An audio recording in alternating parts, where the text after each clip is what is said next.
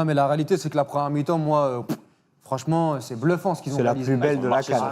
La plus belle de la CAN. Quand tu sais que athlétiquement, le Cameroun est une équipe qui est capable de t'imposer du rythme, du combat physique. Et si on dit ça, c'est par rapport à toutes les bonnes choses qu'on a dit sur le Cameroun.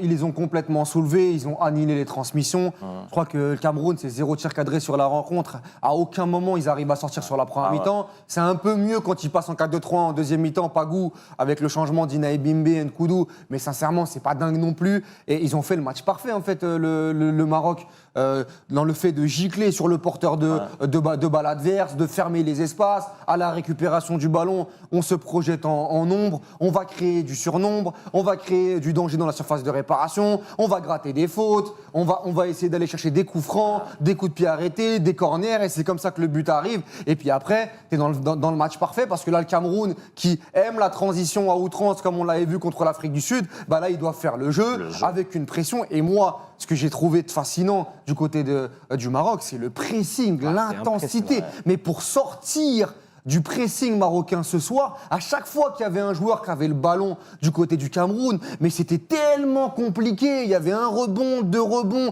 Fallait pas faire un miracle, mais fallait se rassurer. Donc il fallait prendre du temps. Fallait jouer vers l'arrière. Fallait jouer de manière latérale. Et que ce soit les courses de Saïbari, El Ainaoui, Brahim Diaz. Je vais pas tous les citer, mais c'était compact, c'était coordonné. Et après, à partir du moment où tu as 1-0, t'enflammes ce stade qui est exceptionnel, qui est génial.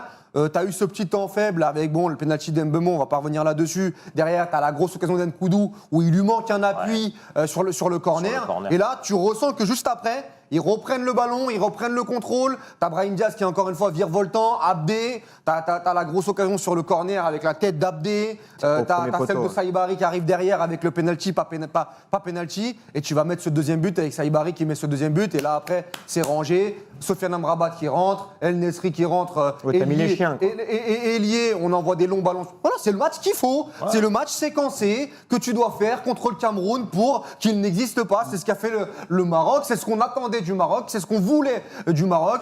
Peut-être dans un autre système, mais même en 4-3-3, ça a fonctionné. Ils ont sali le short. Ils ont été intelligents. Ils ont fait le match africain qu'il fallait faire dans ce type de compétition. Bravo au Maroc.